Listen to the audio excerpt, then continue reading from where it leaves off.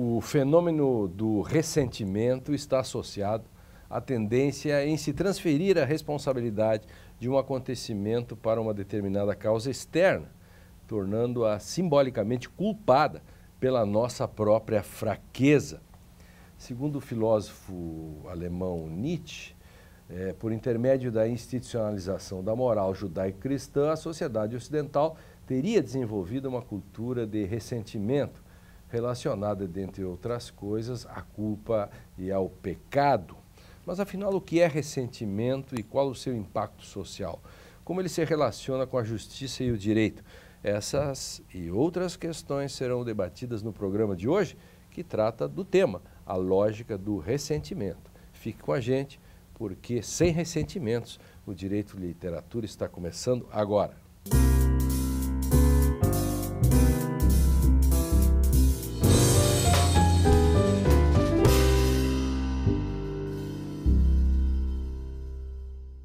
Olá! A partir de agora você acompanha um debate que conta com a participação de professores de diferentes áreas do conhecimento que vão nos ajudar a entender questões do direito e da sociedade contemporânea por meio de obras literárias. O Direito e Literatura de hoje tem o apoio do Programa de Pós-Graduação em Direito da Unicinos e da Rede Brasileira de Direito e Literatura. E hoje vamos discutir o tema A Lógica do Ressentimento. Para tanto, recebemos no estúdio Henriette Caram, professora do Programa de Pós-Graduação em Letras da URGS, Catherine Rosenfield, professora de Filosofia e de Literatura da URGS, e Fernanda Bragato, professora de Direito da Unicinos, que é a nossa convidada especial de hoje. Sejam bem-vindas e eu vou começar com a Catherine.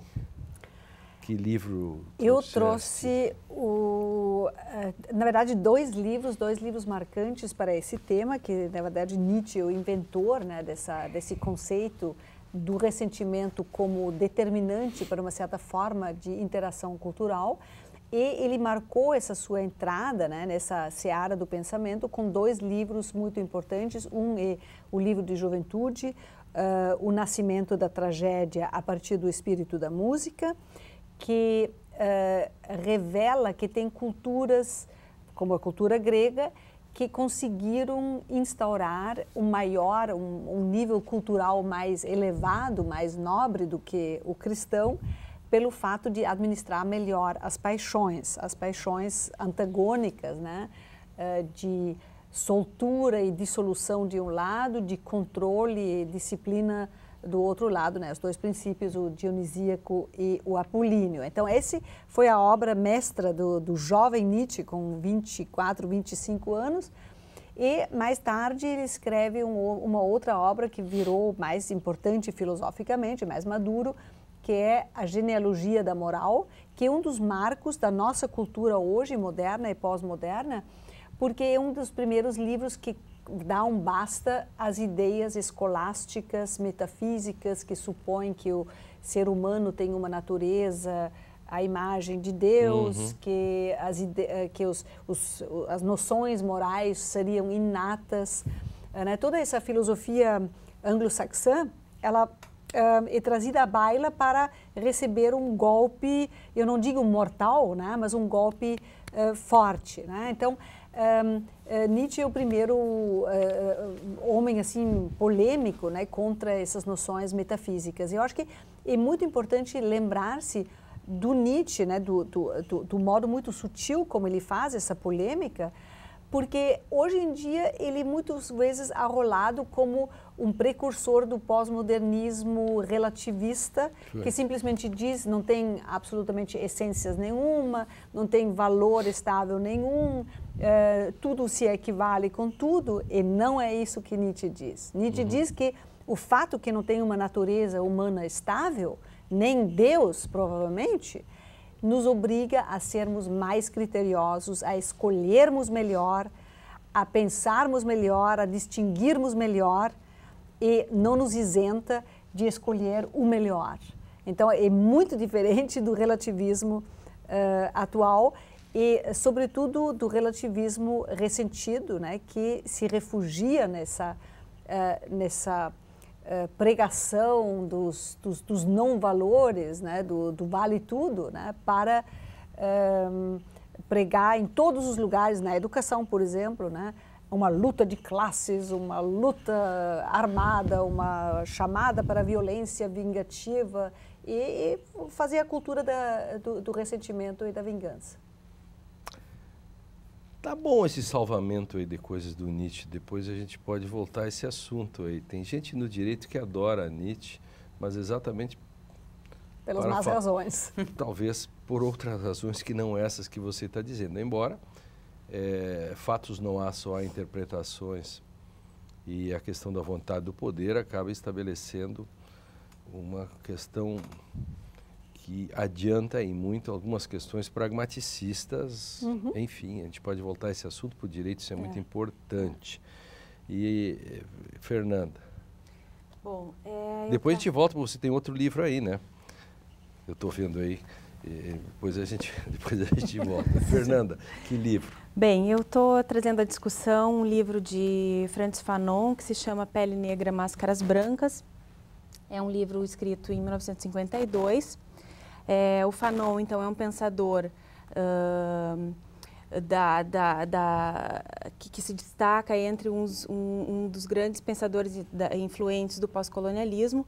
É um pensador negro, né, um psiquiatra martinicano, que se envolve, então, nas guerras de libertação nacional na Argélia e outras guerras de libertação coloniais na África, e desenvolve, então, os seus estudos com vistas a compreender o problema da exclusão do negro na sociedade por meio dos processos coloniais, né? Então, quando eu fui convidada a participar desse programa, me veio diretamente à mente esse livro, porque nesse livro, Fanon, que deveria ter sido a tese enfim, de formatura dele, mas acabou não sendo aceita como tal, ele trabalha muitas vezes a questão do ressentimento a partir da negação do reconhecimento do negro, né? Em que medida, então, o ressentimento acaba sendo um produto desse falso reconhecimento ou desse não reconhecimento da dignidade do homem negro. E ele trabalha esse tema ao longo da obra, e que em outra obra dele, que é posterior, que se chama Os Condenados da Terra, que inclusive é uma obra que tem um prefácio muito conhecido do Sartre, ele trabalha muito a questão da violência, não justificando, mas explicando a violência como um produto quase que inexorável da lógica do ressentimento produzida ao longo da modernidade e do colonialismo. Então, vou falar um pouquinho sobre isso. Tá bem. E Henriette? Bom, eu trouxe um texto literário, né? Clássico, bonito. De Eça de Queiroz. Bom de ler, gostoso. O romance Primo Basílio. Existe seriado, existe filme. Tudo. Né? Para quem deixa, não tiver deixa mais mostra um fôlego pouquinho. Para ler o livro. Esse romance é um romance de 1878, é um romance do realismo. E o tema é o tema do adultério.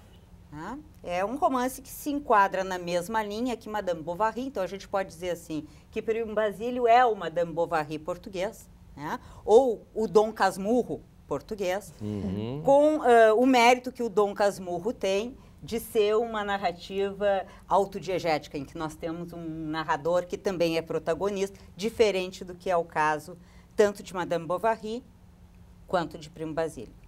Mas o que me interessa basicamente nessa história do Primo Basílio é a figura da empregada, da Juliana, que é a representação de um sujeito extremamente ressentido com as suas origens, com a sua história, com o seu destino e sempre responsabilizando um outro por isso que lhe acontece. Com uma ira muito grande, com um ódio muito grande, com uma vontade muito grande de justiça, de vingança, com a ambição de virar patroa, né?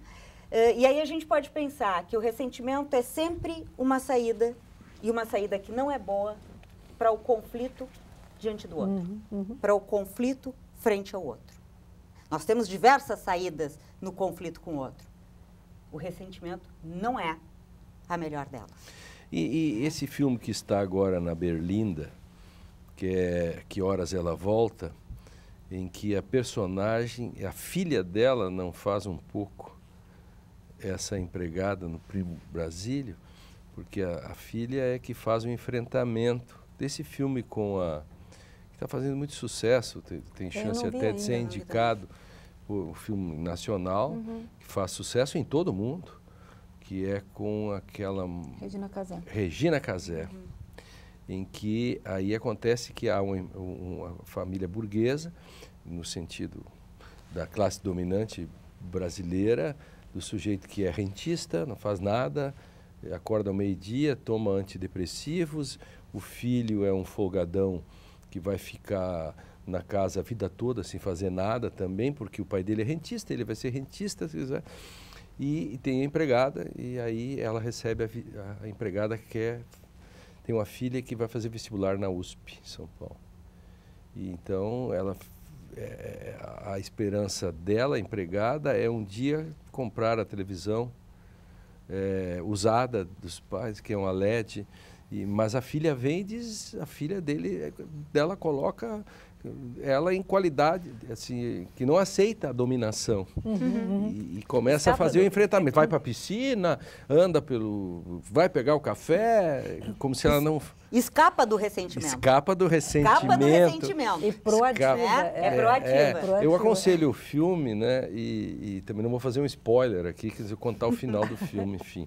Mas então, falando em Primo Basílio, só fazer uma licença, né? Eu adoro...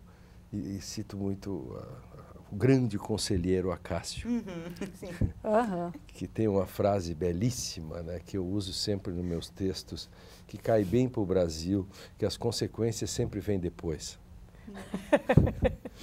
Quer algo melhor do que, por exemplo, você faz uma reforma ministerial e bota no ministério, sei lá, da ciência e tecnologia, um cara que tem um barzinho, você não acha que o conselheiro Acácio diria... Presidente, as consequências sempre vêm de você. O velho conselheiro Acácio. Enfim, sabe o conselheiro Acácio, né?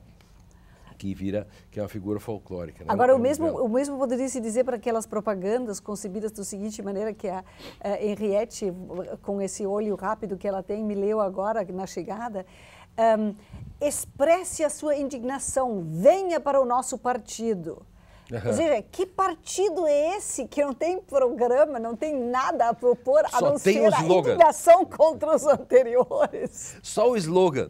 Só o slogan. Exatamente. É fantástico, né? Slogan, fique cultivando e curtindo a sua indignação, seu ressentimento. Você é um ressentido, e se você é um ressentido, venha para o nosso lado. Vai ficar assim. Não, por quê? E há um chamado também hoje de venha se candidatar no nosso partido. Claro. Né? Quer dizer, é mais ou menos como dizer assim, todas as pessoas, e está previsto na Constituição, podem ser candidatas. Né? Inclusive você, então venha. Eu acho que a nossa Catherine levanta o ponto que pode ser o mote das discussões aqui, em que se confunde a crítica com o ressentimento. Entende? Então, a crítica com o esculacho. Com o esculacho, etc. Né? Então, na sequência, já vamos na sequência no Direito e Literatura, que faz a pausa para um rápido intervalo. E, para a volta, nós vamos discutir a continuidade da lógica do ressentimento, falar mais sobre esse assunto através de um resgate da história, da cultura ocidental, de onde veio isso, afinal de contas. Nós já voltamos um instante só.